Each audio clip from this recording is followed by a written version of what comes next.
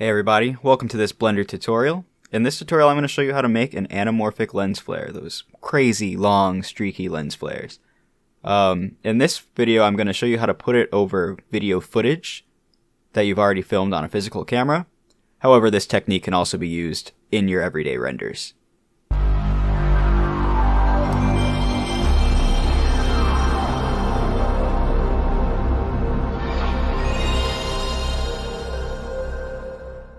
So first things first though, I'm going to show you how to mask your video footage to set up for where you want the lens flare to be. So from the main screen here, and I am using Blender 2.8. If you want to follow along though, it probably shouldn't be too hard to follow along in 7 because the interfaces that we'll be going to haven't really changed much. So from Blender 2.8, I'm just going to go ahead and click New and VFX just for convenience sake. A lot of these windows I need. And we're going to go up to this masking tab. And now once we're in the masking tab, we're going to go down to this masking window right here. And we're just going to open up the video file that we're going to want to add our lens flares to. So in my case, it's this light.mp4. Alright, let's just jump around and just see what we got here. So it's just a dark video of me coming down the stairs with a light. It's a little out of focus, unfortunately, but that's not that important. But yeah, you can see that there's a very acute light source right here. And what we're going to want to do is we're going to mask around this specifically so that the compositor doesn't affect anything else around here. Because kind of the way that these lens flares work is they really only work on like acute light sources going directly into the camera and blowing it out. You don't want it to be affecting like this or anything like that. You'll blow out your whole image and it will look bad. So you're going to want to have them in one specific spot usually. So I'm just going to set the end frame on the timeline to the end of this video, which I know is 144 in this case. So I'm just going to go ahead and set that to, or not 144, 444. Okay, great. So now that the timeline is at the end, or it fits the entire video, we can go ahead and get started. So I'm going to get started with the masking first. I think I'm just going to start somewhere in the middle of where the light exists and work backwards and then forwards with the keyframes. And we're going to be keyframing this by hand. We're not going to actually be tracking or anything. I'm not sure if you'd be able to camera track just the mask. I'm actually not sure about that. It's probably possible, but this doesn't take any time at all, so I'm just going to do it by hand anyway. I prefer it. So to create a mask, just hold down Control and then right click. And then the spline faces the way you move, and in this case, going around clockwise, these little handles will sort of face inward. I'm explaining this because it's really awkward. These controls are really awkward, and when you use them, you'll see what I mean. They suck. And when you want to close this mask, just click Alt-C. Let's create 4 points here, and that'll create a pretty close to a circle. Alright, so it's looking pretty good. We just want this little white part in here, so the bigger you make the mask, the easier and less time consuming it'll be for you to like manually track it, but the more margin for error there will be for the compositor. So I think right here is about a good compromise between both. We can go ahead and start animating, and to do that we're going to go here and press this on the timeline, this sort of record button. This is automatic keyframe insertion, so whenever we jump around the timeline and we actually physically move it, it'll automatically set a keyframe. But to start it out, we're going to select them all. And I'm going to go ahead and click I to have a starter keyframe, and then we can start working backwards. I'm just jumping around, kind of making like wide sweeping motions here. And as you can see, I'm not being super careful about it. I'm like jumping back, 5, 7 keyframes at a time. Not trying to make it perfect. We can kind of correct these later. Alright. So you can kind of see what I'm doing here. I'm going to track all of these back until the light is out of the frame. And then I'm going to go back to this keyframe here, and I'm going to track them all forward until the light is out of the frame. And I'll catch up with you when I do that. Alright, so I have tracked from the first frame, or the first frame where the mask exists, or the light source exists, and all the way to the end. Now, before I finalize this track, I've only done it one way, so what I'm going to do is I'm going to go kind of backwards and kind of scrub through with my keyboard just to make sure they're all lining up. See right here, they're kind of falling out. And then we'll just make some minor adjustments to the location of the mask at various points between these keyframes. And this should probably take you even less time than the first pass. And by the time you do this the second time, you should have a pretty flawless track that'll look perfectly fine. So again, I'm going to keep going and do that, and I'll catch up with you again. Alright, so I'm done with that secondary backwards track, and now if we just play back and see the fruits of our labor, we have pretty near perfect that this mask always stays within the light. And it doesn't have to be like so perfect. That's why you don't need like camera track or anything. It just needs to be encompass the sort of glow at the end, and that's about it. So we have that done, and now that that's been done, that's pretty much all we need to do in this masking window over here.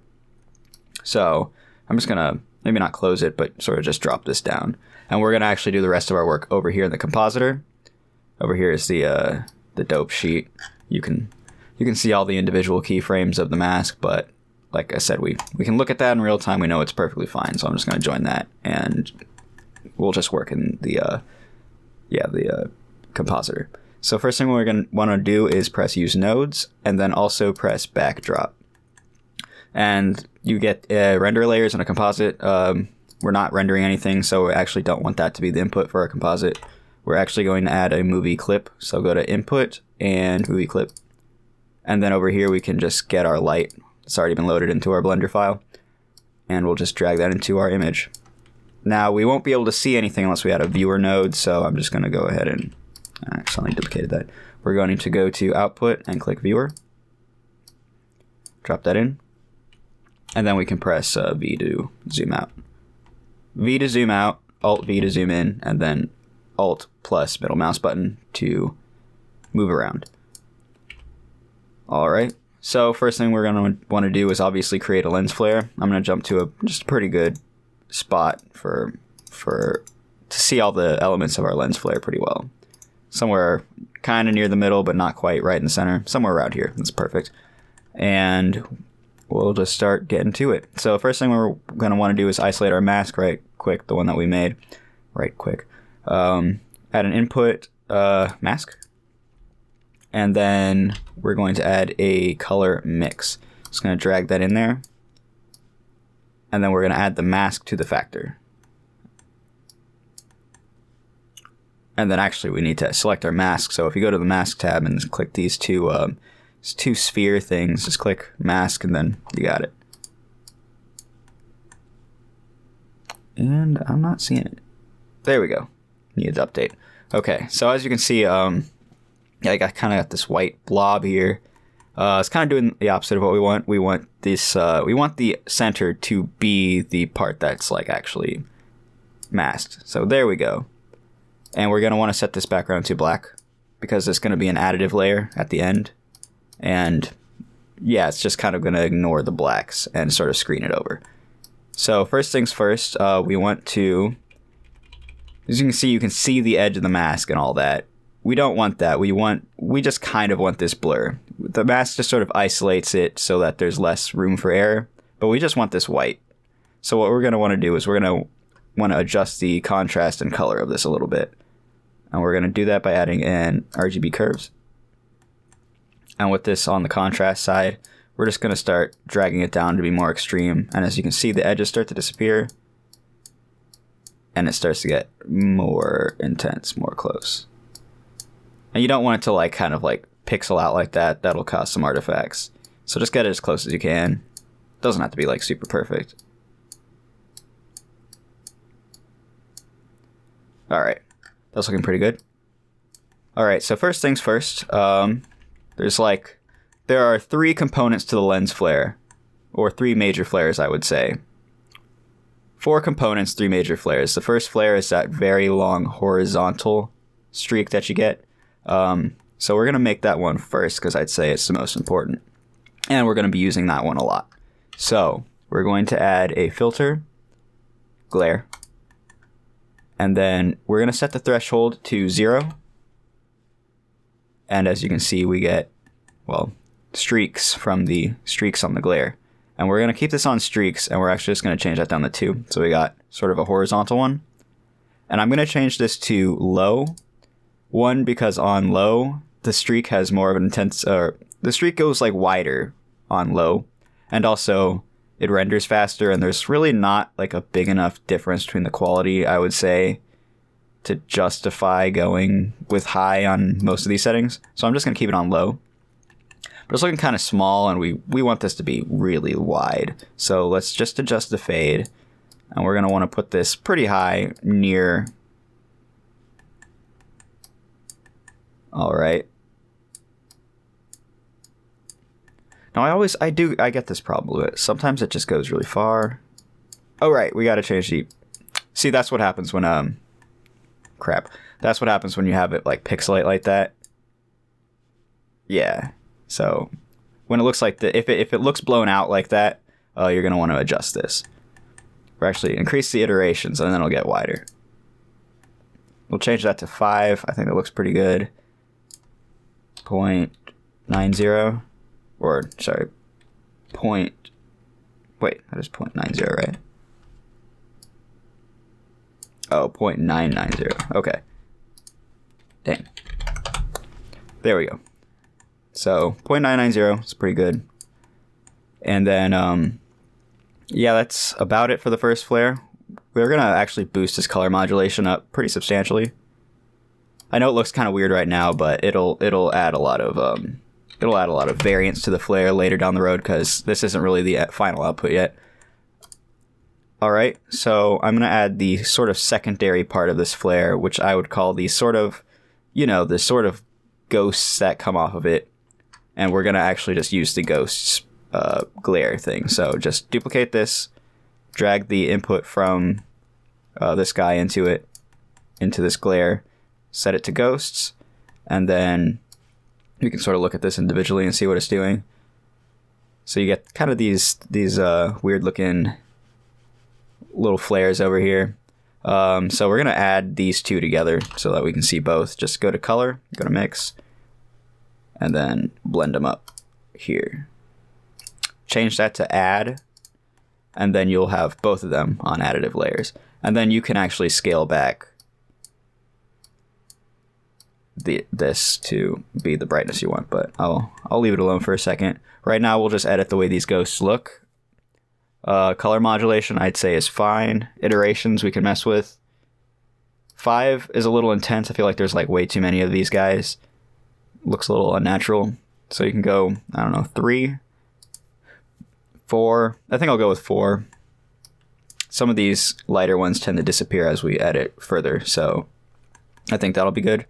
And to sort of stretch these ones out horizontally, I'm actually going to add a blur node. So we're going to go to filter, blur, change it to fast Gaussian, and then I'm going to throw this at about, I think 80 was the value I used. All right. So we got 2 of these, or we got these spreading out wide. And like I said, some of these lighter ones that you saw, like some of the extra ones out here, kind of disappeared because they're already kind of faint, and the blur just blurred them out. So that's why you might want your iterations just a little bit higher, because as you work, you'll start to lose some of these guys. All right. So now that we made these 2 aspects of our flare, we're going to go ahead and make the secondary main flare, which is kind of like this long flare right here, except kind of reversed. So whenever this one moves around the scene, another one on the exact opposite side is going to come through, and they're kind of going to meet at the center and cross. There's a lot of anamorphic flares do that. So what we're really going to do is we're just kind of going to use the same exact glare node, and we're just going to flip it and add it back. So what we're going to want to do is go to distort, flip, and then drop that in. And then we're going to do the same thing with the add. And you can see here that you have a second flare. And we actually want that flipped on the X and Y, so flip it to the X and Y, and then you got 2 separate ones. But as you can see kind of right here, like right here is fine because this is where our source of light is. There's kind of this really harsh orb that's kind of blown out. Over here though, I'd say that's kind of unrealistic. You wouldn't want that to be so intense on the secondary flare. So what we're actually going to do is we're going to duplicate this blur node, and before the flip happens, we're going to blur out the glare itself, or the flare. All right, so now you can see that's been elongated a bit and it's less intense. All right, and now for the last part of the actual flares of the flare, I like to add a sort of third one, which is this flare, this top one, except reversed on this side. So if you can see what I'm doing right here, whoops, that's not what I wanted to do. I'm going to duplicate this flip, and I'm going to duplicate this add, and we're just going to, once again, add another layer to this. And we're going to flip this X only. So we got this flare, and this flare. So we got 3 horizontal streak flares going on in this scene. And I'm going to adjust this value. Let's just make this a little less intense. Oh, actually, I'll flip these guys around. And then that'll affect this guy. So I kind of want this guy to be a little bit lighter. This guy to be the brightest. The secondary one, not as bright. And then this one, not as bright as the first one. Which I think that this one's reversed too. So, yeah. So with these ones switched, this one will only affect.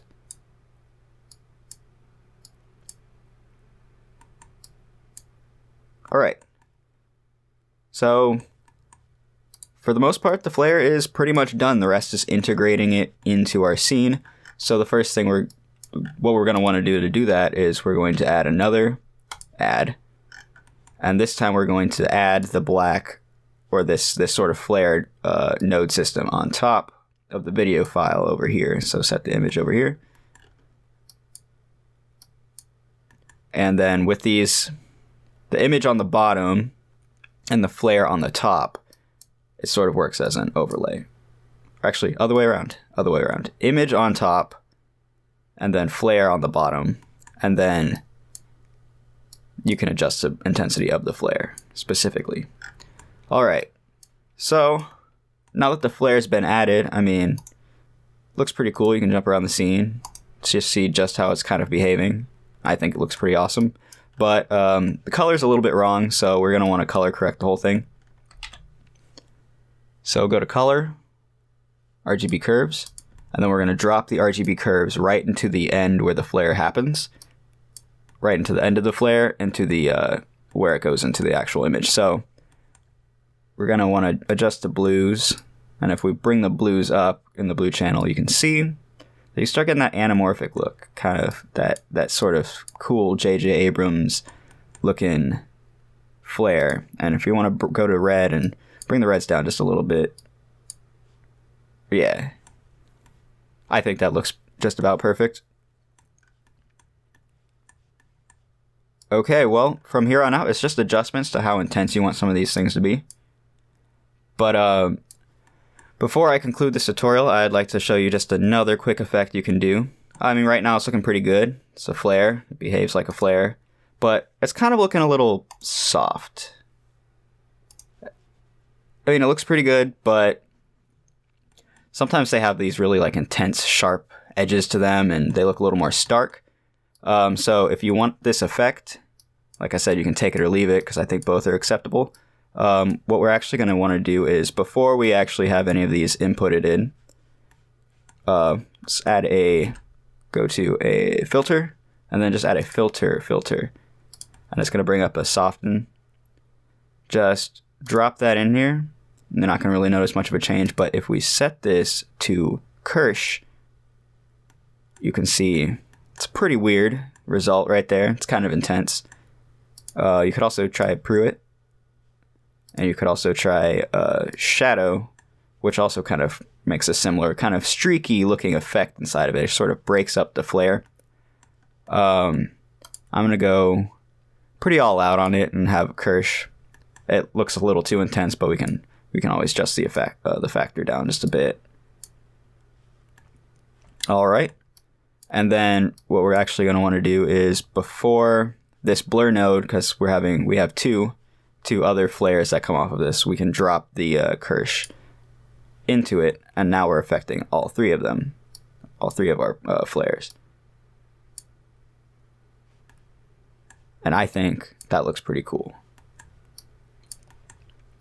Now, if we want to apply this to the ghost too, you can duplicate it and drop it down. And it doesn't do quite as much. In fact, you can raise it up a little bit on these guys just to get a little more exaggerated effect.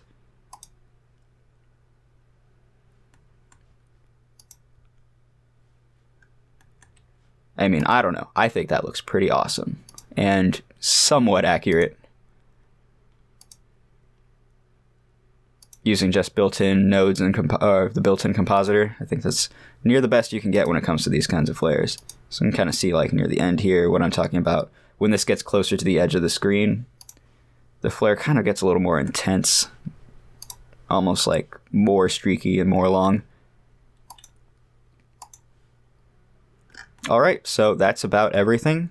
What you're going to want to do now is you're going to want to take your composite, because the viewer isn't going to output a video, only the composite will. So we're going to take the final output image, throw that into the composite, and then go to the output panel on the side over here, and we're going to make sure that the output is the same size as your original video. In my case, it was 1080p, so that's fine. Click on the output down here, and just set this to where you want your this output in a folder. I'm going to name the file, let's see, tutorial final. And then you see here it's under, where it's at. And then we're going to want to set this to a video file since it's video, so it's on PNG right now. Go to File Format, click FFmpeg Video, click Encoding, click Container MPEG-4, it'll save it as an MP4. And then video codec H.264 medium quality. All of this is fine. I get pretty great results with just this. And yeah, so it's ready to be rendered. Go up to the Render tab and click Render Animation, or click Control F12. And then as you'll see, it'll start rendering frame by frame. Now it's going at about, 1.5 seconds per frame. So this will take quite a bit. I already have a final video of this whole thing made, so I'm not going to bore you or myself, so I'm just going to go ahead and cancel. But I'll show you the results. Alright, so that concludes this Blender tutorial. This is my first Blender tutorial actually, so if you'd like more of these, feel free to let me know in the comments what you want me to cover.